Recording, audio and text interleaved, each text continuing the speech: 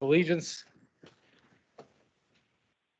Pledge allegiance to the flag of the United States of America and to the republic for which it stands, one nation, under God, indivisible, with liberty and justice for all. A moment of silence for the people of Ukraine.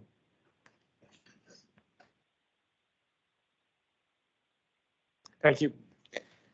Okay. We have to take a roll call because of the participation remotely as well. Jen, I see you here, so I'm not going to call your name. Ann O'Gorick is not participating today. And Stephanie, you're here, and Michelle, you're here. And on the line, I see we heard from Senator Brewster. I see Austin Davis, Lori Mizgorski, and our new member, Allie Doyle, and Jerry DeLon. Are you on, Jerry? I didn't see you. Jerry's not participating. Okay. So, and before I turn this over to Catherine, I want to take a moment to express the board's profound gratitude. Did I mention John? Oh, John makes himself known. Yeah, no, I'm just saying I'm on the call, just in case you missed me. It wasn't intentional, John, despite what you think. I want to express our gratitude to Jessica Walls-Laval, who had served on this board for a number of years since April 2019. She was an appointment of Governor Wolf's. And for those who are not aware, she submitted her resignation last week. She's moving out of the city. It's always bad when we have people moving out of the city, but we wish her well. She's been a wonderful colleague. She was thoughtful, always listened, asked good questions, and above all else, put riders first. So we're grateful for her service and wishing her best for the future. But also, we're pleased to welcome Allie Doyle, who you see on the screen. Allie, who is joining us remotely, from Clairton, is what I'm told. Yeah, I'm from Swissville. I have a speaking engagement later in Clairton today. Okay. Allie's an appointment also by Governor Wolf to replace Jessica and serves as the Southwest Regional Director of the Governor's Office. So on behalf of the entire PRT board, welcome, Allie. We look forward to working with you. I think you'll enjoy this experience, and it's certainly a meaningful one. Okay, and with that, I'll turn it over to our CEO, Catherine Kellerman, for her report.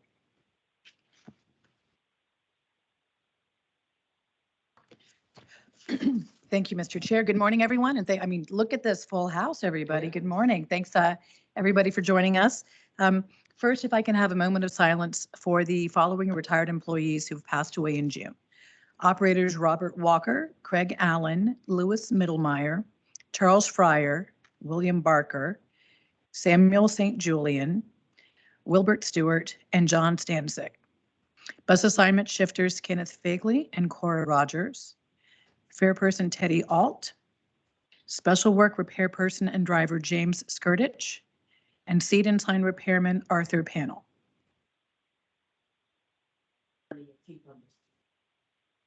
Thank you. Last month, we recognized operators who have gone 30 years without a recorded accident. This month, I'd like to recognize the operators who have achieved 20 years without a recorded accident. Again, this is a truly impressive feat. These folks are driving more miles. They're probably driving 50,000 miles a year. You would drive from age 16 to 91 to hit 1 million miles. And everyone's heard my joke about me driving into a gas pump before I got off my permit. So thank you for doing what I could never do. So when I call your name, please come on up, and we've got an award from Ross Division, James Alexander.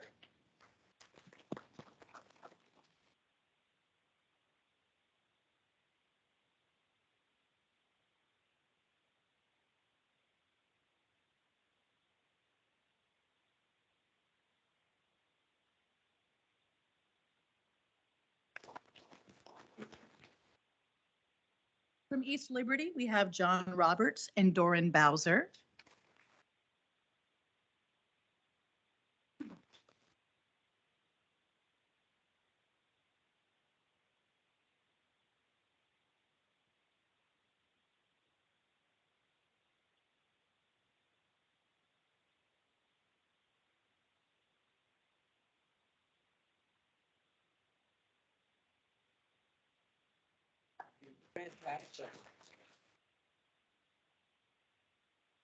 From the Rail Center, Craig Davis, John Lorenzato,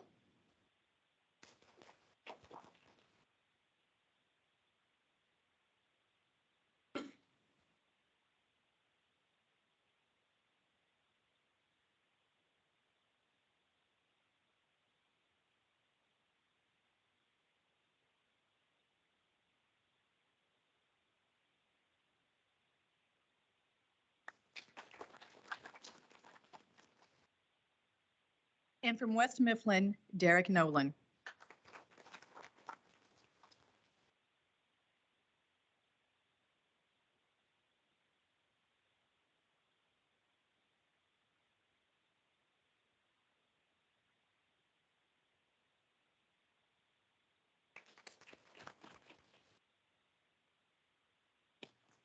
These drivers have a combined 100 years and millions of miles without a reportable accident. Congratulations. Keep up the good work and continue to not drive like I do. Thank you so much. So one more round of applause. Now, I have the distinct pleasure of telling a story that could have gone very badly and has an amazing happy ending. So Ed Blazina, you get every word of this for the Post-Gazette, okay? You always do. Last Tuesday morning, our Light Rail Systems and Power Department and the Way Department responded to a call of a tree down on the line between Monroe and Sarah on the Silver Line. We have fantastic trees. They fall down. They take out the lines. They take out service. It's a regular routine thing for us to go out and clear up trees. While they were repairing and cleaning up, a member of the Way Department became pinned between two trees. Members of both departments sprang into action, running into the woods to rescue the trapped man and call 911 for medical assistance. Now, I don't want you to think about, oh, gee, a tree landed on me. This was a significant event. It was a big tree. The tree was so large that our crew together could not lift it originally. And it was hitting this person without a broken leg, but damage to blood vessels, possible loss of a leg, possible loss of life. That is how serious this event was. So I don't want you to think it was a twig. This was a major event. Once the tree was lifted and our employee was freed, the group formed 3 teams. The first team stayed with the injured man and provided basic first aid and care. A lot of this is helping someone to stay calm in a very shocking situation. Major work right there. The second team cleared a large path through the dense vegetation to give first responders an open access area. The third team drove to the Sarah stop to transport the medics to the scene. We had to use our rail running vehicles. Couldn't get there by ambulance. Once the paramedics made it to the scene, members from both departments assisted the injured coworker onto a backboard and carried him out of the woods. His coworkers carried him out. Then they loaded the patient and paramedics onto the high rail truck and transported everyone back to the ambulance. The quick response time resulted in only 13 minutes from the time the injury occurred.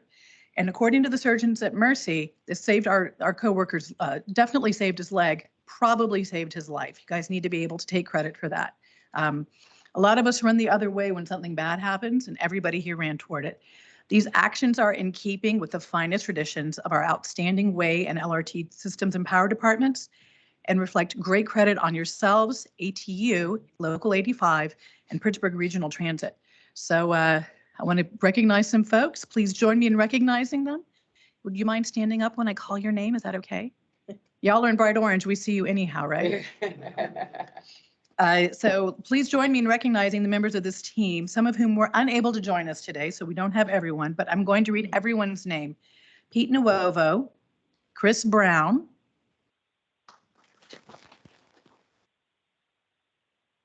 Ben Clanton, Sasha Craig,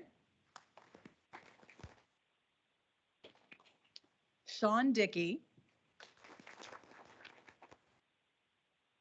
Carmen Grimaldi, Stephen Jackson, Paul Kress, Russell Matiasik, and I've got your name wrong. I'm really sorry, Russell. Oh, God. And then I'm followed by David Rowenswinter. Are you guys kidding? Thank you, David. Lamont Watts. Keith Zweigart, which I'm sure I got that wrong too. Nathan Delaney. Ben Klaus, Jeff King, Alex Roguski, Regis Bender, George Bucher, John Diggins, Brandon Froelich, Joe Glierin, oh God, Gliermini. Jesus, I got that wrong. I apologize. Joe, who is, I hope, not here, and I'll learn how to say his name when I go see him, and Henry Pituch. Thank you. Tasha, I'm not going to lie. When I read this, I said, how did he get there from Ross instruction? I was a little confused, but so I just, again, thank you so much. You guys ran into a crazy situation and you took care of your folks. And I know Karen, mom, is here to say thank you and appreciation. I don't mean to call you out, but we are literally a family here at Pittsburgh Regional, formerly Port Authority, formerly PAT. Thank you for everything you've done. So we do have a very full agenda for the board today, so I will keep the rest of my remarks brief. I wanted to acknowledge the delivery of our strategic plan by our strategic planning division. Things are different. The world we had in March of 2020 is gone, and it's on us to be flexible and to be able to find ways to continue to provide this really fantastic service throughout the region that people rely on. We're also a major employer. It's our responsibility to keep it together so we continue to be a great place to work where you can buy your house, put your kids through college, and live a good life. To be able to rise to these challenges, we've recently developed a 25-year plan, and our strategic plan is our guidepost of how we're going to get there.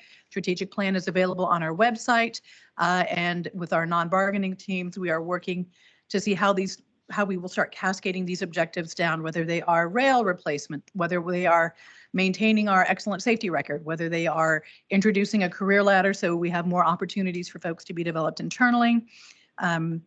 I'm excited to see all these initiatives we have coming up, focusing on customer service. And remember, it's not just the folks riding the service that are customers, it's our employees and the vendors that we do business with. These are the folks that we are here to serve. I implore everyone, but especially employees and those who care about the future of the agency and region, to go ahead and check out the strategic plan. It's available on our website, which is now rideprt.org/strategic plan. Much easier to type. Thank you. And Mr. Chair, unless there's any questions, that will conclude my remarks. Are there any questions? Okay. Thank Thanks, you. Catherine. Thank you. Okay, before we get to the reports of the committees, let's have a motion for approval of the minutes of the June 24th regular meeting. May I have a So motion? moved. Is there a Second. Thank you. Any discussion? All in favor? Aye. Aye. Aye. Any opposed? Okay, that motion carries. All right, now we'll move into reports from committees, starting with the Performance and Oversight Committee from our Chair, Michelle Zimianik. Thank you, Mr. Chair. Good morning, everyone.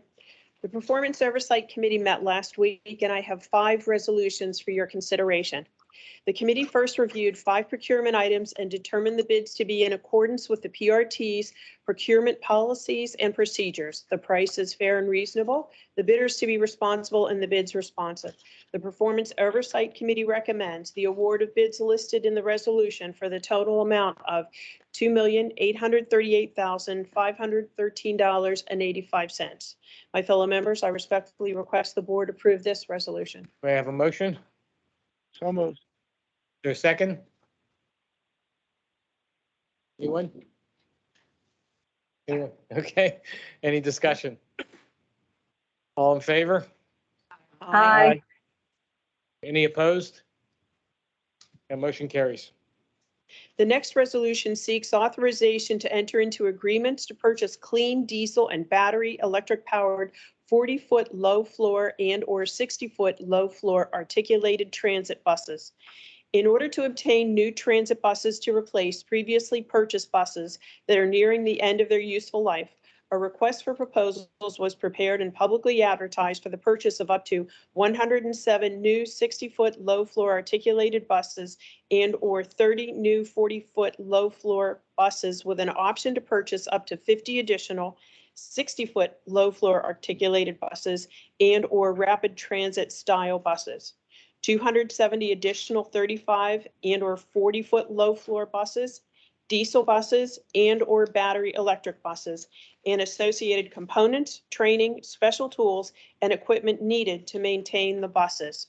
The proposal submitted by Gillig LLC has been determined to be the highest rated proposal to purchase 40-foot low-floor buses at a unit price of $553,775 per clean diesel bus. The proposal submitted by New Flyer of America Incorporated has been determined to be the highest rated proposal to purchase 60-foot articulated low-floor buses that includes a unit price of $794,400 per clean diesel bus with a bus rapid transit alternative styling option cost addition of $12,138.37 per unit and $1,414,000 per battery electric powered bus with BRT alternative styling option cost of $8,064.51 per 60-foot bus. Performance Oversight Committee recommends entering into agreements for a 5-year term with Gillig for the purchase of 40-foot buses in the amount not to exceed $17,777,951. And with New Flyer for the 60-foot buses in an amount not to exceed $100,125,954.61. My fellow members, I respectfully request the board approve this resolution. May I have a motion for approval? So moved. Is there a second? Second. Second. Any discussion? All in favor? Aye. Aye. Any opposed? Okay, that motion carries. The next resolution is seeking authorization to award a construction contract for the rehabilitation of bridges along PRT's East Busway. To perform the work for the contract, bid documents were prepared and publicly advertised, and 3 bids were received. After review of the responsive bids, it has been determined that the bid of Mercedes Construction Company is the lowest responsive bid from a responsible bidder, meeting the requirements for the contract. The Performance Oversight Committee recommends that a contract be awarded to Mercedes Construction Company in the amount of $6,057,777, subject to completing all pre-award requirements. My fellow members, I respectfully request the board approve this resolution. Is there a motion to approve? So moved. Second? Anyone out there? Second. Okay, any discussion? All in favor? Aye. Aye. Any opposed? Okay, that motion carries. In November 2021, the board authorized PRT to award construction contracts for the Monongahela Incline Rehabilitation Project. In finalizing the schedule and work plan for the project, staff identified the need to enter into and utilize property owned by the city of Pittsburgh for completion of certain structural repairs and to complete slope stabilization work above and below McArdle roadway. The resolution authorizes PRT to enter into an easement agreement with the city of Pittsburgh in a form approved by legal counsel. My fellow members, I respectfully request that the board approve this resolution. I have a motion. Great. Is there a second? Ally, how about seconding it? I'll second it. Okay, any discussion? All in favor? Aye. Aye. Aye. Any opposed? Okay, that carries. The final resolution seeks authorization to acquire remaining right-of-way for the bus rapid transit project. Over the past several months, PRT staff, with support from its design and real estate consultants, has acquired various right-of-way interests from property owners voluntarily in lieu of condemnation, including 116 license agreements for sidewalk work and 54 temporary construction easement agreements for roadway, station, and utility work. Exhibit A attached to the resolution is a list and description of the remaining BRT right-of-way where, despite PRT's efforts to reach amicable agreements to acquire the interests, agreements with property owners have not been reached to date. This resolution will authorize PRT to exercise its right of eminent domain and condemn the remaining right-of-way necessary to complete the construction of the BRT project if required. My fellow members, I respectfully request the board approve this resolution. May I have a motion for approval? So moved. Is there a second? Second. Any discussion? All in favor? Aye. Aye. Aye. Any opposed? Motion carries. Finally, Ms. Kellerman and PRT's Chief Strategy Officer, Mr. Hamilton, presented an overview of the 5-year strategic plan. The plan was developed over a comprehensive process over a 6-month period this year. It is intended to provide strategic direction, communicate goals and objectives, and guide PRT's leadership and workforce while providing an insight on our priorities to customers and stakeholders. The 5-year strategic plan is the product of extensive collaboration with PRT's leadership team and an analysis of the current and future state of Pittsburgh Regional Transit. It establishes the framework for the agency to proactively plan and respond to the changing environment, enabling the organization to remain resilient and be a catalyst for positive change in the region. With no further business, that concludes my report, Mr. Chair. Thank you. Thank you, Michelle. Okay, with that, we'll move to the report of the Planning and Stakeholder Relations Committee from John Tague. John, let me just take a preliminary moment of business. With Jessica's departure from your committee, I'm going to appoint Ally to serve on that committee. Welcome, Ally. Go ahead, John. Good morning, Mr. Chairman, fellow board members, and our stakeholders. The Planning and Stakeholders Relations Committee met last week. I have several updates for the board. First, Philip St. Pierre presented the September service changes. There are no major service changes, 2 division changes. The PRT is planning to use battery electric buses on the P3 bus route, and the electric charging stations are being installed at East Liberty Garage. So we're moving the P3 from West Mifflin. Hey, Jeff. What's wrong, John? Hold on a second. Hang 1 second. Can I hold for a second, Jeff? Just 1 second. We can come back to you if you want to go to the next committee. Let's do that. Come back to the next committee. Okay, so Sorry, with that, guys. we'll put that report on hold, and we'll go to the report of the Finance Committee. Ann O'Gork is absent, so in her absence, I'll provide that report. The Finance Committee met on Thursday, July 21st, 2022. At that meeting, Controller Peter Schenk reported on the unaudited June financial results. He stressed that these financial results are unaudited and exclude a significant year-end salary and wage accrual, as well as accruals related to July invoices for materials, supplies, and services that were received in June. He next reported that the total operating income for the month of June was $5.4 million and under budget by $2.5 million. And the total operating income was $350,000 higher than May, primarily due to increased weekly pass sales. Total operating income for fiscal year 2022 was $44.9 million under budget for the fiscal year, with every income category performing below budget. Federal ARPA funding will be utilized to make up for the revenue shortfalls. And total operating expenses in June were $10.5 million below budget, with purchase services being the largest contributor to this variance. Total unaudited operating expenses for the fiscal year is $51.9 million below budget. Lower materials and supplies and purchase of services account for $21.2 million of this variance. Total subsidy was $5.7 million over budget due to a $10.3 million ARPA invoice in June, and the total subsidy for the fiscal year is $1.8 million below budget due to lower federal stimulus invoicing and preventive maintenance invoicing. Mr. Schenk finally reported that the operating deficit stands at $6.3 million. A final ARPA invoice will be submitted to eliminate the deficit once all accrual entries have been booked. And then it was reported that the authority ended the month of June with approximately $162.4 million in cash reserves. Unless there are any questions or comments, that would conclude the report of the Finance Committee. Okay, John, are you okay? You ready to roll? Yes. First of all, let me apologize. My air conditioning broke and the maintenance just showed up, so that's what happened.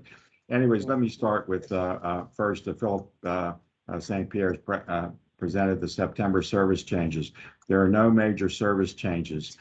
Two divisions changes. PRT is planning to use battery electric buses on the P3 bus route, and the electric charging stations are being installed at East Liberty Garage. So we're moving the P3 from West Mifflin to East Liberty. The Route 64 is currently operated out of both East Liberty and West Mifflin divisions. In September, the routes will operate out of West Mifflin only. Several routes have minor time adjustments. Public notice will be provided 30 days prior to the changes that occur. Second, Philip St. Pierre provided an update for the Mon Incline Rehabilitation Project. While the incline is out of service, the shuttle bus is operating from 5:30 p.m. to 12:30 on weekdays and Saturdays from 8:30 to midnight on Sunday. The shuttle is scheduled to run every 30 minutes. Frequency may be impacted by the availability of operators. Services was increased on the Route 40 to help provide additional service in the area. Next, Philip St. Pierre provided an update on the June service changes that went into effect last month. The main component of the June service changes was to improve reliability. We reduced scheduled service with the goal of increasing the extra board and therefore reducing our out of service number. Over the last few weeks, our out of service is down to 2%, which is a great improvement. We would like to see the number get even closer to zero. Next, Darcy Lynn Cleaver provided an overview of the Smithfield Street bus stop balancing project. PRT is evaluating bus stops on Smithfield Street downtown between 6th Avenue and the Boulevard of Allies in conjunction with the City of Pittsburgh's project. Bus stops evaluation were well spaced. There are 3 stops very close together, followed by blocks with no stops. The PRT Transit Amenities team will recommend removing 2 existing stops and adding 1 new stop. The PRT shared the recommended changes and solicited feedback from riders at the impacted stops. Based on mostly positive rider feedback, we are planning to remove the existing bus stops at Smithfield and Forbes and Smithfield and 3rd Avenue and create a new stop at Smithfield and 4th, better adhering to our bus stop guidelines and providing adequate spacing. Changes will be implemented in 2024 for the project to be completed. Lastly, David Huffaker provided an update on the bus rapid transit project. The FTA has been conducting a risk assessment of the BRT project for the past year. The assessment demonstrated that the project was too big with too much risk, so we divided the project in phases. The scope revisions to the project include advancing the downtown loop phase 1 in advance of Uptown and Oakland phase 2. And branch infrastructure is moved to a future phase. BRT service will continue through the branches. The Highland Park layover will be implemented following the PWSA's Raising Main project.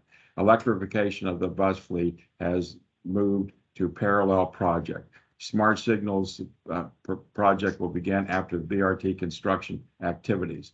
PRT has conducted significant outreach over the past 2 months.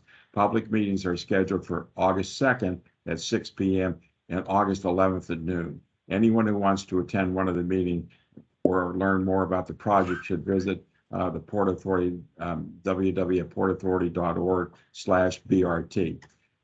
The Allegheny County Transit Council met on July 27th. They were provided with an overview of the next transit downtown project and the South Busway Rehabilitation Project. They also received an update on the Bus Rapid Transit Project. Their next meeting is scheduled for September 21st.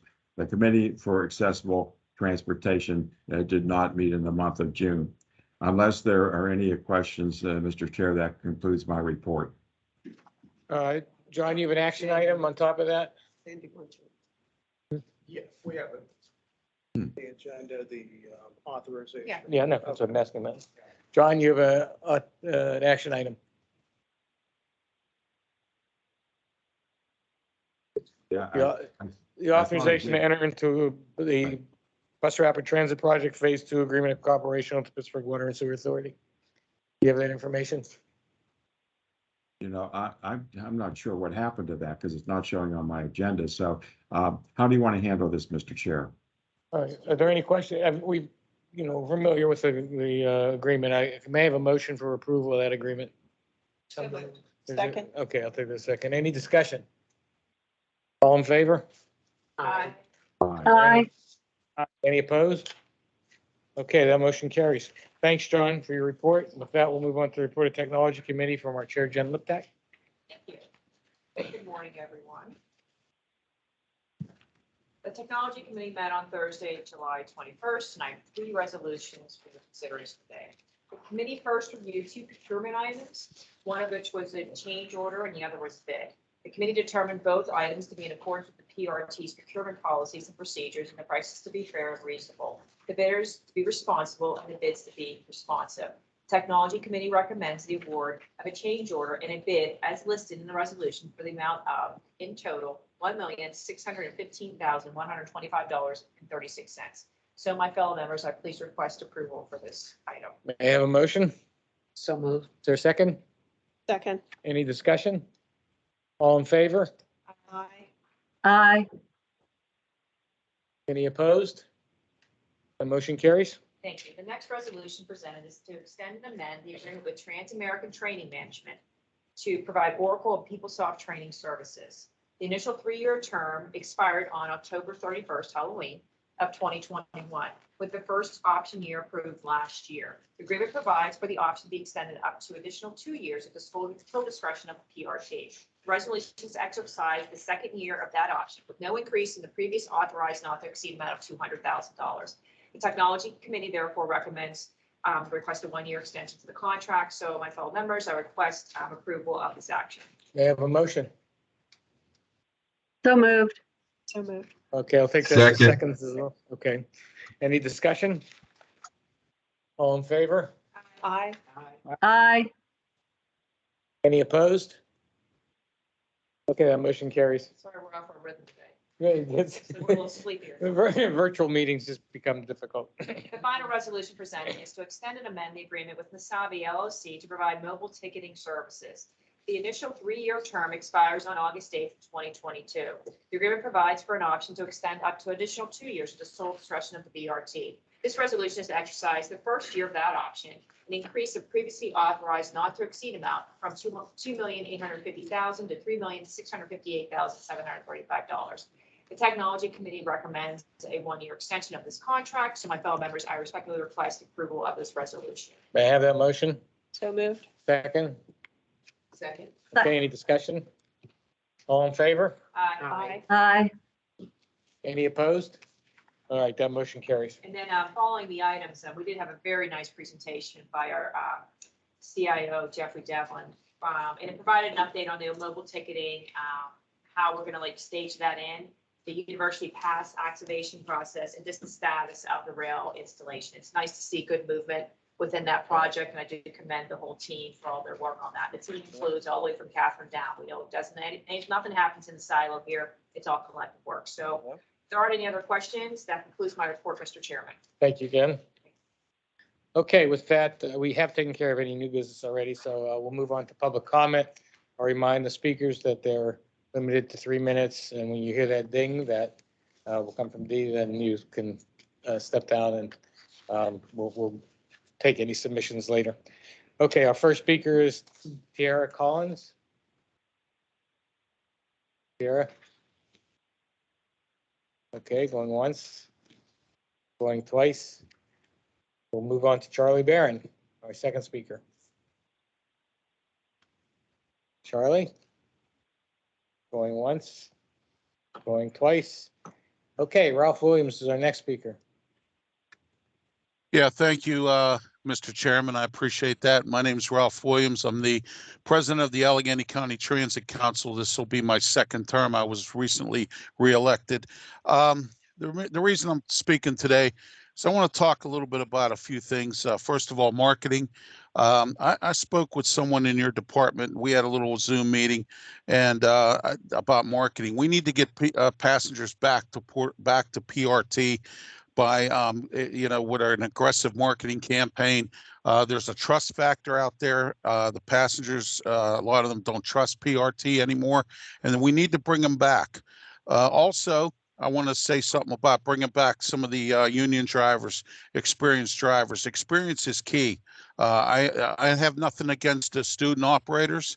I know that they're a vital part of hiring, but we need to bring back our experienced drivers and stop this bickering and fighting amongst the union and the PRT. Funding. I want to suggest to Mr. Brewster and Mr. Davis that for future funding, that we dip into the casinos. Last 6 months, the casinos combined made $800 million. I think we need to tap into them for some funding and put a tax on gas drilling. Also, passengers waiting. I know John Tig made a, that it's down, but my mom had to wait last month for 2 hours in the hot heat downtown. I had to go down in my vehicle and pick her up. I'm handicapped. It's difficult for me to drive down anyway to go get her. And then for her to have to wait for 2 hours, that's unacceptable. And I'm suggesting that we get our traffic route foreman to drive around to the main stops when there's a bus out of service and at least let people know that, the bus isn't coming and they need to find other options. Not everybody has a cell phone and not everybody has internet. Thank you for your time. Have a great day. Thank you, Mr. Williams. With that, we'll move on to our next speaker, Ramesh Bambwani. Yes. Good morning. Please come up to the.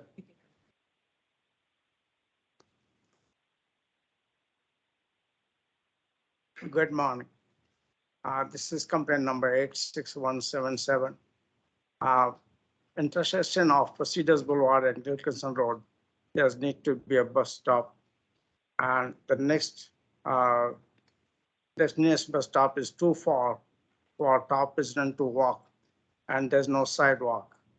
And a bus stop is needed at the traffic light and is needed for the resident to have the safe access to the public transit. Thank you very much. You are sincerely Ramesh Bambwani. Thank you. Okay, our next speaker is John Cole.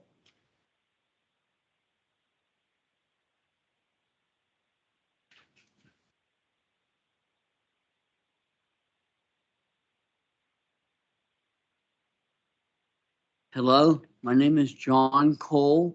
I'm from Upper St. Clair. I live in an apartment complex there. I moved there in 1994. And since doing so, we've had a number of public transit issues, and one of which is most recent, where they took out all the signs, the bus stop signs. And now as a result, a lot of the drivers won't stop along Cedar Boulevard. This is the 36 Banksville Southwest Village bus. And what's happening is a lot of the buses won't stop, and they're taking people down the Galleria or making them stop along Gilkison and walk back down the highway. That's what's happening to some. And also, that's very dangerous because Gilkison Road is a very fast-moving road, and so that I've walked it, and I've also been pulled over by the police for walking it because they say you're not allowed to walk it, and so that's one issue. The other issue is like Ramesh said about the bus stop at Gilkison and Painters Run Road. We need a bus stop there because that's it's just too long from the last bus stop. The system has detected that a few lines are. We need a bus stop there. A lot of buses won't stop because they fear being ticketed by the police or getting in trouble with their supervisors. Also, some of the buses are not showing up, period, along the 36 route. I think the gentleman who just spoke had a very good idea about dropping, having someone come by the routes during times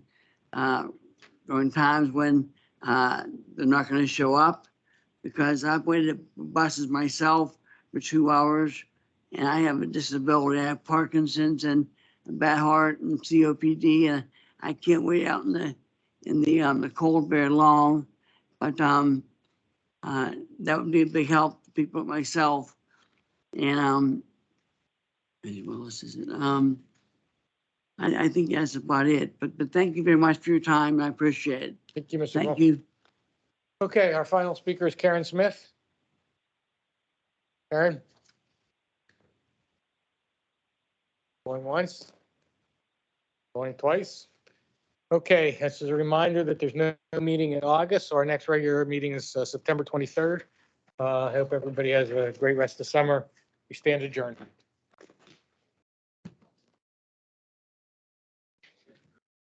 Job.